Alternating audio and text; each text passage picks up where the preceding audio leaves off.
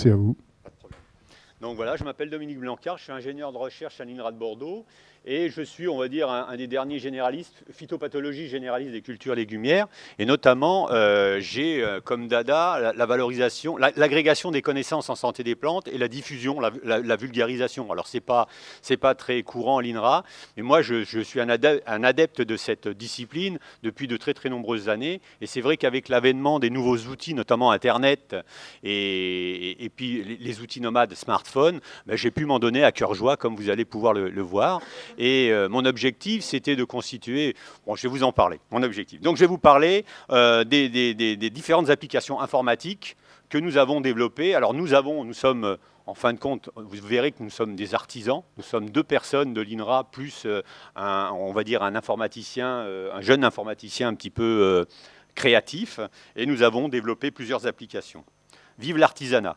Donc, nos outils se replacent dans le contexte, on va dire, actuel de la pathologie végétale. Alors, en pathologie végétale, on a tendance à présenter les maladies sous la forme d'un triangle épidémiologique. Donc, moi, la protection des plantes, j'ai repris un peu cette présentation.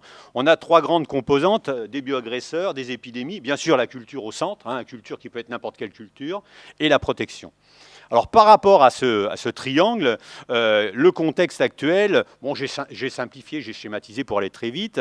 On a un paramètre très très important qui est la raréfaction des phytiatres et des laboratoires d'analyse, hein, avec le démantèlement des LNPV, etc. Effectivement, sur le terrain, on a pu se rendre compte que les gens capables de faire du diagnostic pertinent, fiable, ou les structures capables de le faire, ça a plus ou moins été pénalisé, handicapé, et d'où la nécessité de construire quelque chose et peut-être de proposer des outils palliant en partie à cela, malgré que maintenant, on est en train de réorganiser la chose. Bien sûr, le plan Ecophyto 2018, avec la réduction des pesticides, d'où la nécessité d'utiliser des méthodes alternatives, d'où la nécessité de diffuser des connaissances sur des systèmes de production un petit peu innovants, et d'où la nécessité d'avoir des outils permettant de le faire très très facilement et allant très très rapidement sur le terrain. Et puis la mondialisation des échanges, le réchauffement climatique, avec l'émergence sur le territoire notamment de bioagresseurs émergents, des autochtones et émergents à cause du réchauffement climatique ou introduits plus ou moins fortuitement. Alors, l'objectif de nos outils, les objectifs de nos outils sont les suivants. Nos outils indiquent les profils de bioagresseurs, c'est-à-dire pour chaque culture donnée, vous avez l'ensemble des problématiques qu'on peut retrouver sur ces cultures-là, problématiques biotiques et abiotiques, c'est-à-dire des maladies parasitaires et non parasitaires. On a aussi des petits outils d'identification par l'image. Donc on a des outils d'aide à l'identification, au diagnostic. On peut aussi avoir accès à un certain nombre de fiches qui sont assez... c'est de la vulgarisation scientifique, mais de très bon niveau, hein. C'est des outils qui sont, dans un premier temps, destinés quand même aux techniciens, voire aux producteurs, dans un premier temps. On envisage des versions plus, on va dire, plus légères, destinées au grand public. Donc informer sur la biologie des bioagresseurs, mais aussi contribuer à l'épidémiosurveillance. Vous allez voir qu'on a des outils qui permettent de faire descendre la connaissance et des outils qui permettent de faire remonter la connaissance. Bien sûr, des outils de biovigilance, notamment pour suivre, tracer les bioagresseurs émergents. Et enfin, conseiller et former en protection des plantes. On a aussi, parmi nos outils, des outils qui permettent de reproduire des expertises. Hein, comment on s'y prend pour faire telle démarche. On peut utiliser nos outils. Alors, actuellement, on se base sur 3 outils principaux. Un outil, je dirais, de base, qui est un site web qui s'appelle Iphytia, qui est consultable gratuitement sur Internet, qui est un site INRA, dans lequel on va trouver des outils de diagnostic conseil. Et à partir de ce site web, on a des applications nomades qui permettent de faire redescendre de l'information, donc les profils de bioagresseurs, des outils d'aide à l'identification, des outils informant sur la biologie et les méthodes de protection. Donc, on est dans le cadre d'applications qui sont actuellement diffusées, Diagnoplante, et une autre application qui s'appelle Vigiplante, qui, elle, permet de faire remonter l'information, notamment tracer, contribuer à l'épidémiosurveillance, hein, et puis aussi tracer les bioagresseurs émergents si on en a besoin. Et même au-delà, vous verrez qu'on peut même faire de la science participative. Et on va lancer prochainement une opération pour le Salon de l'agriculture de sciences participatives. Alors je vous présente très rapidement ces différents outils. Ifitia, c'est un portail inhérent en protection des plantes. Vous pouvez aller le consulter assez facilement. Bon, pour le moment, il y a quand même quelques informations qui peuvent vous dépanner ponctuellement si vous êtes producteur de n'importe quelle culture, parce que vous verrez qu'en plus des applications que je vous présentais, il y a des applications qui sont dédiées à certains groupes de bioagresseurs. On a aussi relooké un site qui s'appelait, vous avez peut-être consulté, HIP. Donc on a tout relooké HIP avec notre nouveau logiciel que nous avons breveté. Donc ce portail a été ouvert en 2011. 7 applications sont fonctionnelles actuellement. Elles concernent des plantes de notre domaine de compétences, à savoir la salade, tomates, melons, courgettes, tabac, vignes et HIP. On a à peu près 200 000 connexions cette année. Et on a des utilisateurs originaires de plus de 80 pays. C'est-à-dire qu'on a des bases images de très bonne qualité, on a des outils d'identification par l'image assez performants qui peuvent être utilisés par on va dire, des non-francophones. Hein. Malgré tout, ils sont intéressés par ce capital d'expertise. Voilà. Alors, Diagnoplante, là, on est vraiment dans ce qui va descendre sur le terrain, hein, l'application qui permet de faire descendre sur le terrain. Donc, vous imaginez avec un smartphone dans les cultures. Actuellement, 6 applications sont diffusées sur smartphone. Sur les 2 plateformes Google Play et App Store, donc on a le tabac, la salade, donc on a tout ce qu'on peut trouver sur Ifitia. En 2013, nous avons sorti en mars le melon. Et en novembre, la courgette et la courge. On a diffusé aussi une application en 2013 anglaise sur le tabac, suite à une collaboration avec le Coresta, qui est l'instance internationale sur la valorisation des résultats scientifiques sur le tabac. Et on a plusieurs applications en préparation dont je vais vous parler. Alors, comment fonctionne Diagnoplante? Bon, j'ai pris l'exemple de la tomate. Hein, la tomate, c'est ma plante de prédilection depuis de très très nombreuses années. Donc, on part le principe, c'est de construire d'abord sur le web. On construit une application qui est consultable sur le web, et à partir de ce qu'on a sur le web, on va le faire descendre sur le smartphone. Donc, dans ce cas-là, on a 2 entrées. Une entrée par les profils de bioagresseurs. Donc, si vous voulez une information sur un bioagresseur donné, vous allez cliquer, vous avez un petit moteur de recherche, vous cherchez Botrytis cinerea, et il vous conduit directement à la fiche Botrytis cinerea. Par contre, vous avez aussi des outils d'identification par l'image. Donc, grâce à différents série de mosaïques d'images. Ça vous permet, dans un premier temps, de localiser le symptôme que vous observez sur une plante, sur un organe donné. Et en partant d'un organe donné, il va vous demander de préciser la nature un peu type du symptôme que vous observez. Est-ce que c'est une tache? Est-ce que c'est une modification de la coloration? Une modification de la forme de la feuille, etc. Et suite à ce premier screening, il va vous proposer des mosaïques d'images. Il vous suffira d'associer ce que vous voyez aux images qui vont vous être présentées. Hein. Et à terme, il vous donne une réponse. Donc là, dans le cas présent, on était sur la feuille, c'était des grandes feuilles, c'était ce type de feuilles, de tâches-là. J'ai vu, donc il vous dit que c'est Botrytis cinerea. Et très très vite, vous pouvez aller consulter en bas, vous avez 3 contenus consultables, donc c'est des fiches avec la description des symptômes, avec d'autres images en appui qui vont vous permettre de confirmer votre diagnostic ou pas. Si ça ne correspond pas à ça, vous revenez en arrière et vous reprenez le diagnostic où vous en étiez, vous consultez d'autres tâches. Vous avez aussi des fiches qui font intervenir les éléments de biologie avec des symptômes qui caractérisent les formes de conservation, etc. Et puis vous avez les méthodes de protection, c'est très très pragmatique. Ce qu'il faut faire en cours de culture, bien sûr vous faites du diagnostic, donc vous voyez quelque chose, il faut le traiter immédiatement. Et ce qu'il faut faire intervenir pour la prochaine culture, pour éviter cette nouvelle maladie. Hein. Alors en ce qui concerne les méthodes de protection, on donne la part belle, bien sûr, on est dans Ecophyto 2018, aux méthodes alternatives. Mais comment? On a fait un lien, vous avez des liens directs vers IFI lorsqu'il y a un usage dans IFI et donc pour un usage Botrytis cinerea tomate, on vous renvoie directement dans l'application. Vous pourrez choisir un outil. Alors il faut savoir quand même que ce sont des outils qui sont des outils d'aide. à la décision, qui sont des outils qu'utilisent beaucoup les techniciens de terrain en secteur légumier, comme les producteurs, et que souvent, pour le choix des produits, etc., je pense que le mieux, ça ne remplace pas le technicien quand même, hein. On entend bien. Ce sont des outils d'aide à la décision. Et à la limite, sur le terrain, on voit beaucoup de producteurs et de techniciens qui utilisent ces outils-là pour faire une identification ensemble, voir quelles méthodes de protection ils peuvent choisir, etc. Maintenant, on passe à Vigiplante. Donc là, dans ce cadre-là, on va faire remonter de l'information. Donc actuellement, l'application dédiée à l'épidémiosurveillance est utilisable pour le moment essentiellement sur Google Play, qui est on va dire la plateforme la plus utilisée dans le secteur en agriculture. Pour cela, tout est sécurisé, c'est-à-dire qu'on doit s'enregistrer lorsqu'on veut participer à un réseau d'observation. Grosso modo, vous êtes un observateur, on va vous demander de vous enregistrer, de remplir un questionnaire, de prendre des images. Tout ça va être géoréférencé et vous allez pouvoir faire remonter l'information vers une base de données. Donc actuellement, les applications sont déjà disponibles. L'application est déjà disponible. Elle a été expérimentée sur la vigne, dans le sud de la France, par une grande coopérative.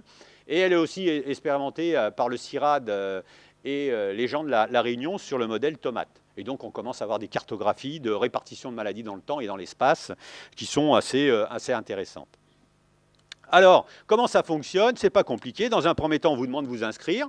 Donc, à la suite de votre inscription, on va vous demander votre nom, votre prénom, choisir un login, choisir un mot de passe, et puis vous donnerez votre email. Ensuite, vous pourrez vous connecter. Donc vous imaginez que vous appartenez à un réseau d'épidémie-surveillance sur les cultures horticoles. Vous allez pouvoir constituer un groupe d'observateurs. Vous aurez un animateur. Cet animateur va gérer la base de données. Il va donner accès aux observateurs. Il va donner des identifiants aux observateurs. Et les observateurs vont pouvoir décrire. Donc sur le terrain, vous pouvez actuellement, la nouvelle version de ce produit a été optimisée. Vous pouvez générer le type de questionnaire que vous voulez. Vous allez pouvoir générer un type de questionnaire donné. Et donc, à ce questionnaire, vous allez pouvoir demander des informations sur le type de production, la nature de la plante, le nom de la variété, la sévérité de la maladie, l'incidence, ce que vous voulez. Ce qui est demandé, c'est de prendre quelques photos. Donc, vous pouvez prendre plusieurs photos par organe. L'intérêt de prendre des photos, c'est que ça permet de valider par derrière les déclarations. Si vous déclarez un milieu et que c'est de l'oïdium, c'est dommage, mais vous n'êtes pas un bon observateur. Donc soit il faudra vous former, soit il faudra envisager de faire autre chose, quoi. Donc grosso modo, c'est à peu près ça.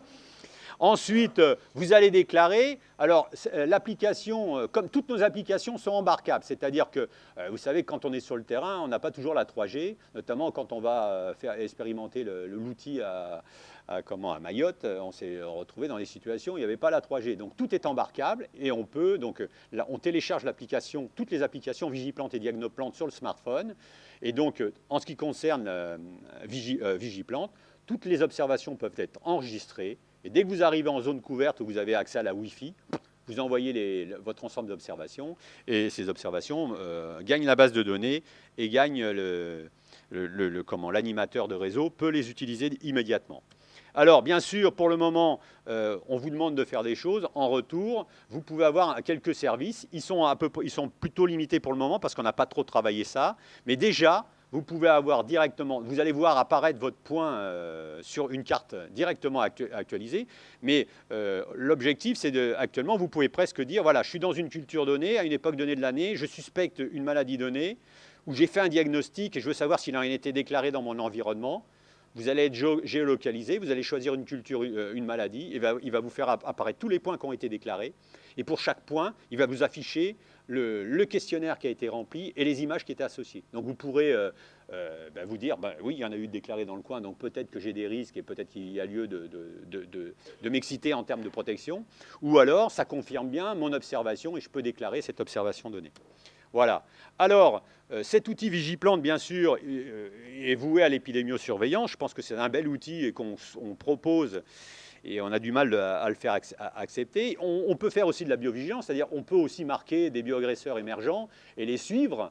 Donc c'est ce qu'on va faire prochainement au Salon de l'Agriculture. On lance une grosse opération de sciences participatives sur deux modèles biologiques nouveaux.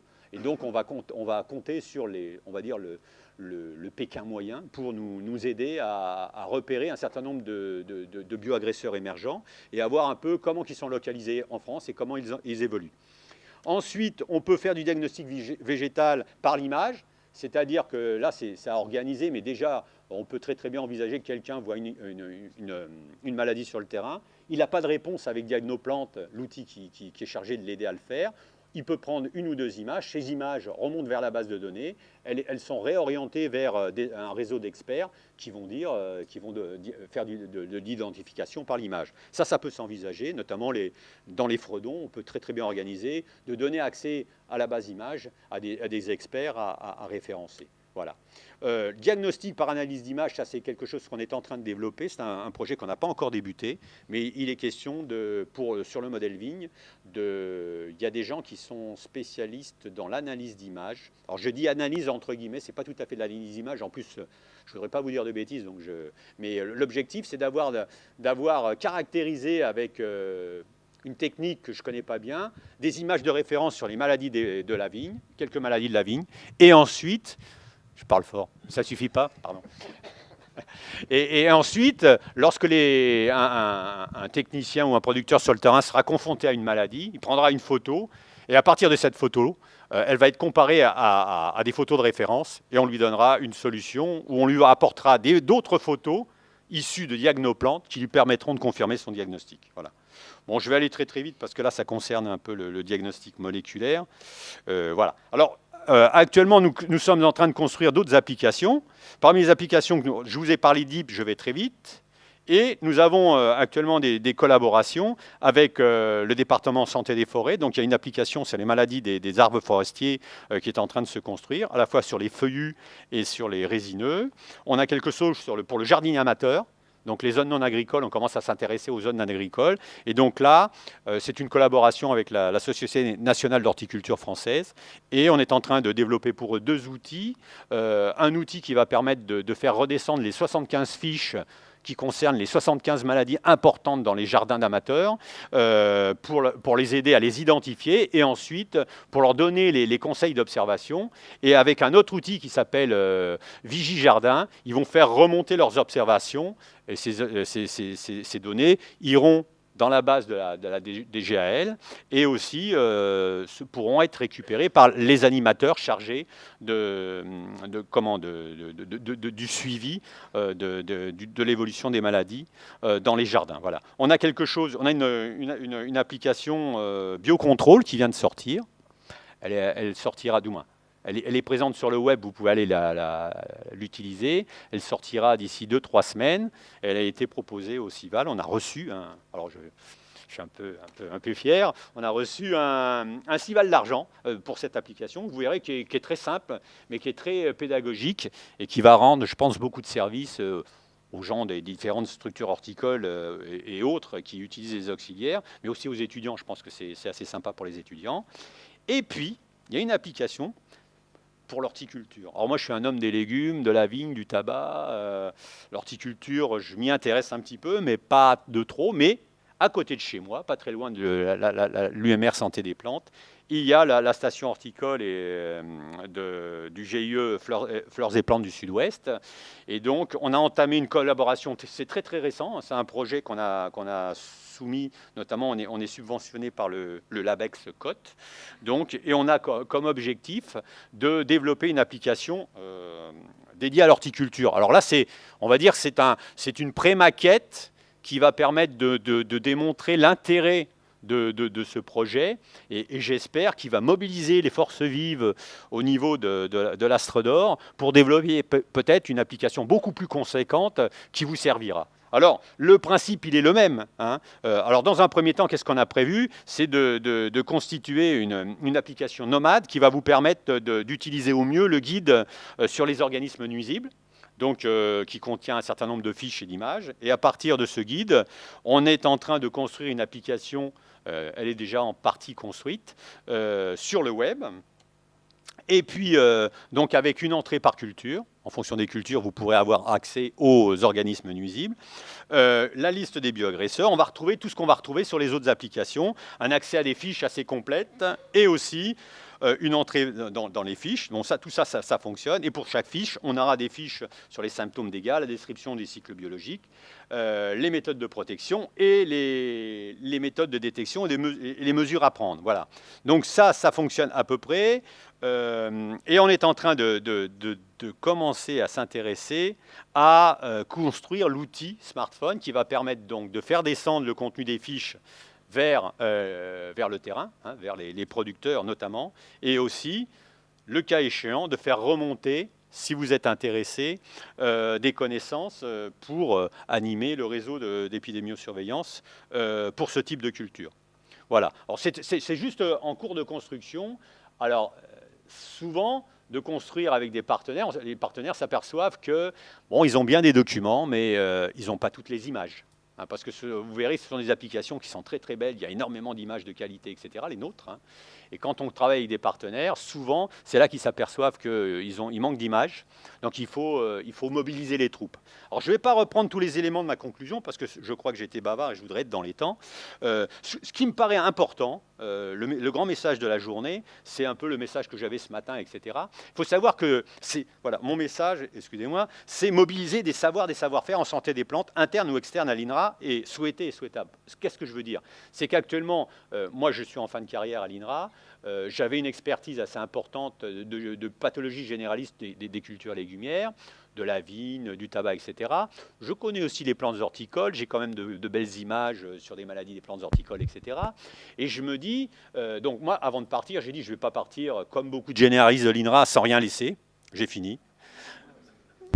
Bien en face du micro. Dans le micro, pardon. Donc, je voulais laisser quelque chose. J'ai laissé pas mal d'ouvrages de synthèse, etc. Mais maintenant, les ouvrages, bon, c'est pas has-been, hein, je ne veux pas dire ça. Hein. J'en ferai certainement d'autres, mais c'est quand même, maintenant on se doit d'être présent sur le web, et notamment il existe des outils, les smartphones, c'est quand même pas du gadget, hein. Moi je peux vous l'assurer, au début j'étais un peu sceptique, mais quand vous avez un bon smartphone, vous avez des qualités d'image, bon, c'est très interactif, on peut faire des tas de choses qu'on ne peut pas faire avec un ouvrage, malgré qu'on a des renvois de pages, etc., ça marche pas aussi, voilà, c'est pas pareil.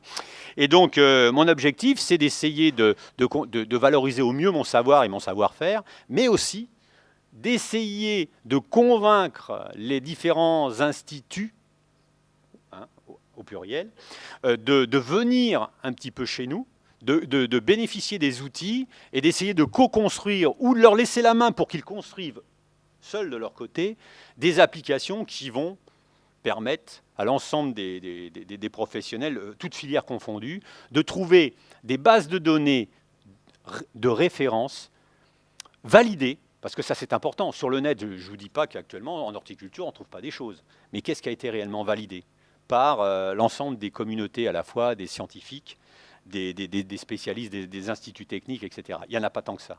Donc on trouve un peu tout sur le net, et donc voilà ce que je propose. Alors on a commencé quelque chose en horticulture, j'espère vraiment que ça va faire boule de neige et que la filière va se mobiliser pour construire un outil dont elle sera fière, un outil qui leur appartiendra, un outil qu'elles pourront administrer et qui sera hébergé sur un site INRA, mais où, alors ce que j'ai oublié de vous dire aussi, c'est que sur cet outil-là, tout ce qui est proposé en termes d'image et de texte est signé par l'auteur.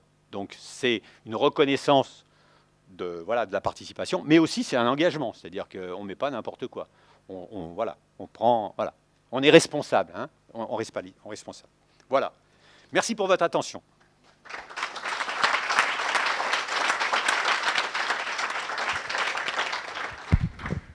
Bien, merci. Place aux questions. Il y en a devant, plus à gauche, à droite. Il faut équilibrer, hein, un peu à gauche, un peu à droite. Vous levez, s'il vous plaît, c'est pour les caméras. Merci. Oui, donc c'est Monsieur Jacob Astrodor. Donc moi, je vais, autant être clair tout de suite, je ne vais pas être très tendre avec vous, et je vais vous poser des questions que j'ai déjà posées à Monsieur Le Gall, Olivier, que vous connaissez bien. Je me pose des questions par rapport aux services rendus, notamment par rapport aux personnes qui enverront les photos prises. Simplement, j'ai une question très simple. Est-ce que vous connaissez exactement le nombre de ravageurs, d'organismes nuisibles, donc d'un côté insectes, d'autre côté maladies sur les cultures ornementales, comme ça, simple ordre d'idée? Je ne connais pas bien ça, mais ce que je peux vous dire, c'est qu'à mon sens, on trouve plusieurs types de ravageurs. Il y a d'abord des ravageurs un peu génériques, donc qui vont pouvoir affecter pas mal de cultures horticoles. Et puis, par ailleurs, il y a des ravageurs spécifiques. Alors après, effectivement, le challenge est différent, mais je pense que chaque filière, je vais répondre à votre question. Je pense que de toute manière, derrière votre question, il y a d'autres questions. Je pense qu'actuellement, évidemment, en culture horticole, le challenge est différent de ce qu'on peut avoir sur les légumes, mais quand même, vous connaissez le nombre de ravageurs qu'il y a sur l'ensemble des légumes actuellement? Je vais vous poser la question. Non, mais justement, c'est voilà, vous allez répondre à cette question-là. Est-ce que ça nous empêche de faire quelque chose? Non, et parmi les espèces horticoles, est-ce qu'elles ont toutes la même importance? Et est-ce que quelque part, on ne peut pas commencer quelque chose par ailleurs? Bien sûr, non, mais ça, c'est pas... Alors, vous allez répondre à ma question, disons que j'ai essayé de répondre à la vôtre. Je vais répondre à ma propre question. Il y a environ 270 ravageurs. On raisonne simplement en termes de parasites au PP, il y a à peu près 270 ravageurs insectes et environ 200 maladies. C'est pas énorme, mais c'est vrai que c'est... Après, il y a toutes les déclinaisons par rapport à plantes hôtes. Donc, ce que je voulais savoir, c'est par rapport au terme de service rendu par rapport à un utilisateur. Il faut savoir que quand une plante elle a des symptômes, ça peut être beaucoup de choses. Et je ne suis pas sûr qu'il y aura, en termes humains, tout ce qu'il faut derrière pour être sûr. C'est sûr que si c'est des photographies sur de l'oïdium ou des parasites de qualité très très courants, ça ne devrait pas être trop difficile. Mais pour tout un tas d'autres symptômes qui sont beaucoup plus complexes, je ne suis pas sûr forcément que l'utilisateur s'y retrouvera. Et donc j'ai une autre question, c'est aussi par rapport donc à l'outil en lui-même, donc qui présente, je ne dis pas qu'il ne présente pas un intérêt, attention, je pense qu'il présente effectivement un intérêt pour certaines cultures spécialisées, comme vous dites, y compris pour les cultures ornementales. Il y a des cultures phares, c'est clair. Cela étant, j'aimerais savoir aussi par rapport aux illustrations qui seront envoyées, qu'en est-il du droit de propriété? Parce que je vous soupçonne comme un petit peu fortement d'utiliser aussi cet outil pour alimenter, par exemple, votre propre photothèque, ce qui pourrait d'ailleurs s'entendre. Alors, je vais vous... C'était la dernière question. J'ai posé la question déjà à Monsieur Le Gall, qui m'a répondu. C'était la dernière question, parce qu'il faut qu'il y en ait d'autres. Non, mais je pense que là, c'est même pas des questions, c'est très polémique. Moi, je vais vous dire, je suis à la retraite dans 2 ans. Donc, c'est-à-dire, cette base image, c'est même pas moi qui l'a gérée. Je veux dire, ça va être un capital commun. Donc, en plus, actuellement, on a pris 6 mois pour contractualiser la première collaboration qu'on va avoir avec la SNHF. Ça veut dire que tout est contractualisé. Les images qui vont rentrer dans la base de données, elles appartiennent de toute manière. Il y a une législation sur les images. Les images, elles appartiennent à l'auteur. Elles n'appartiennent pas à celui qui les utilise. Moi, je peux vous le dire, j'ai travaillé pour la CEITA pendant 6 ans, j'ai fait énormément d'images. C'est la CEITA qui payait les pellicules. Quand je suis parti avec toutes les images. Les images, elles appartiennent à l'auteur. Donc c'est un faux problème. Et je suis un peu déçu parce que les chiffres que vous m'avez donnés sur les cultures horticoles, ça couvre un peu plus que ce qu'on peut trouver sur la tomate. Donc c'est pas, je veux dire, on va pas très loin. Il y a plus de 200 bioagresseurs sur la tomate, etc. Donc pour en revenir je pense que et votre exemple, il est malvenu, c'est-à-dire qu'effectivement, l'outil, je pense que nos outils, ils sont intéressants à partir du moment où ils reprennent en partie l'expertise des gens qui ont pris ces images-là et des gens qui sont des spécialistes du diagnostic. Il n'est pas question que ces outils-là puissent identifier tout et qu'ils puissent remplacer les gens qui sont même plus présents en France, c'est-à-dire les phytiatres. Ce sont des outils, s'ils sont performants, qui vont dresser des limites. C'est-à-dire que pour certains bioagresseurs, on pourra dire qu'on a quelques certitudes. Pour d'autres, il faudra contacter des gens qui sont plus à même d'identifier 2 espèces entre elles ou 3 espèces entre elles lorsqu'il s'agit d'un complexe d'espèces, etc. Je pense que... Moi, je ne comprends pas votre question. L'objectif... je vous invite d'en reparler après, éventuellement. Il y a des temps de pause, tout ça. Il n'y a pas de souci. C'est très polémique. On va passer sur une autre question. C'est très polémique, c'est malvenu dans une réunion comme ça. Vous venez me voir directement, on en discute d'homme à homme, mais voilà. C'est ridicule. Non, mais bon, après, il y a tant de discussions. Après, moi, vous pourrez finaliser. Moi, je donne. Autre question. Oui, Françoise Philippe, Hortipépi, moi, je trouve votre outil super intéressant. Est-ce qu'on peut imaginer avoir la même chose pour tout ce qui est reconnaissance de plantes? En pépinière, on a une gamme très large, c'est quelquefois compliqué d'arriver à reconnaître.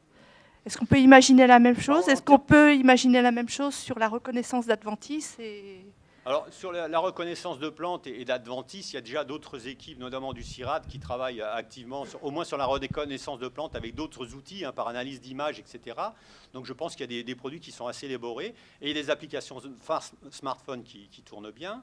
Sur la reconnaissance d'adventices, il existe déjà quelque chose. Je crois qu'il y a un institut qui a développé récemment une application smartphone qui permet la reconnaissance d'adventices. Nous, on nous a demandé de peut-être regarder ça de plus près, notamment pour les principales adventices que l'on trouve dans les cultures. Donc il y avait un produit qui avait été développé il y a quelques années qui s'appelait Malherbe. Et il est possible qu'on réutilise en partie le contenu de Malherbe pour faire une petite application dynamique qui rendra des services aux gens. Mais moi, vous m'avez vraiment peiné parce que je vais vous dire. Non, mais je voudrais juste faire une remarque. D'homme à homme, ok. Une femme là-bas. Il y a une femme qui veut poser une question. Bonjour, Isabelle Vandernotte, je suis conseillère pépinière en Ile-de-France. Et donc, moi, je travaille notamment dans le conseil, dans le réseau d'épidémiosurveillance pour la pépinière. Il y a deux choses qui m'interrogent. Moi, je trouve ça super intéressant.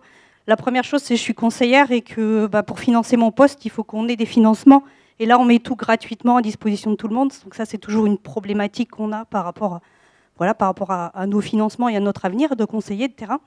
Et la deuxième chose, c'est par rapport... j'ai perdu ma deuxième question. Par rapport à la géolocalisation, quand on fait quand on fait du conseil en entreprise, on va observer des choses. Et de mettre en géolocalisation directement, j'ai vu tel truc sur telle commune, sachant qu'il y a un pépiniériste, même si on fait sur un patelin, sur un canton, sur un machin. Voilà, ça veut dire qu'on dit directement chez qui il y a le problème. Et commercialement, c'est impacté directement. En grande culture, ils vendent leur blé à la COP et globalement, ce n'est pas un souci.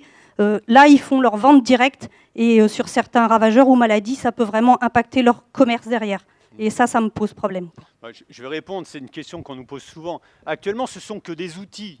Et après, vous en faites ce que vous en voulez. C'est-à-dire que pour faire redescendre l'information, vous n'êtes pas obligé de faire redescendre toute l'information. Et pareil, l'information qui va remonter, tout est sécurisé. Après, c'est l'administrateur qui va définir si cette information elle est gardée en interne pour des discussions au plan d'un réseau, etc., mais au niveau de la recherche, au niveau de l'expérimentation, etc. Mais ça ne va pas au-delà. Vous faites ce que vous voulez. Soit vous voulez que cette information elle soit diffusée largement et vous ouvrez les vannes, soit vous voulez réguler l'information et vous la gardez pour vous et elle vous sert en tant qu'élément de décision, et voilà.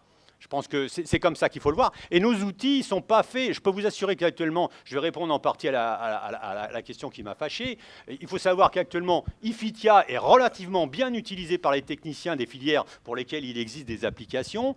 Il y a beaucoup de fiches du bulletin de santé végétale qui reprennent des éléments, à la fois des images et des contenus de texte de nos applications. Donc c'est quelque chose qui quand même rend... on a plus de 200 000 connexions par an, plusieurs. Donc il y a des mois, il y a énormément de connexions, etc. Donc c'est des applications qui sont très utilisées. Voilà, donc n'ayez pas peur, je pense que ça ne remplacera pas un technicien. Beaucoup de techniciens utilisent ces applications et souvent, elles sont des éléments de discussion, elles permettent aux techniciens de démontrer ou de sécuriser un producteur face à une problématique et lui, discuter avec lui des méthodes de protection. Ce sont des outils d'aide à la décision. Il n'est pas question de remplacer les hommes, c'est pas possible. Je suis un spécialiste du diagnostic. Ou les femmes, en l'occurrence. Une dernière question, très vite, très rapidement. Oui, non, je voulais juste te dire que pour moi, c'est pas un métier qui chasse l'autre. Chaque métier a sa légitimité. Moi, ça m'interpelle et je voulais juste savoir s'il est envisagé de faire une variante à destination des chefs de rayon et vendeurs en magasins spécialisés. Ça correspond à un réel besoin. Voilà, mais ceci dit, il faut lever les peurs, quoi. L'expertise ne sera jamais demandée au chef de rayon. Par contre, ça peut donner un éclairage et donner une visibilité à court terme et une réponse rapide aux clients. Mais je pense que dans le cas de votre filière, effectivement, où il y a quand même pas mal de personnes dans les jardineries qui sont amenées à faire du conseil et notamment à recevoir des particuliers, des jardiniers amateurs, etc. C'est des excellents outils très très vite mobilisables et qui peuvent être des outils un peu qui vont sécuriser les vendeurs, qui vont les former, parce qu'à force d'utiliser les outils d'identification, d'aller consulter les fiches, etc., ça contribue à la formation et quand même et au niveau technique des vendeurs. Et on peut même envisager, dans le cadre d'une version horticole, quelque chose d'un peu plus léger, un peu plus réfléchi par la filière horticole, qui serait plutôt destiné à ces vendeurs-là, à ces personnes-là. Moi, je crois que, de toute manière, la modernité est en route depuis très très longtemps, et je pense que si on n'utilise pas ces outils, si on se pose encore les questions de savoir, voilà, on n'avancera pas. Ok, merci Monsieur Blancard, merci bien.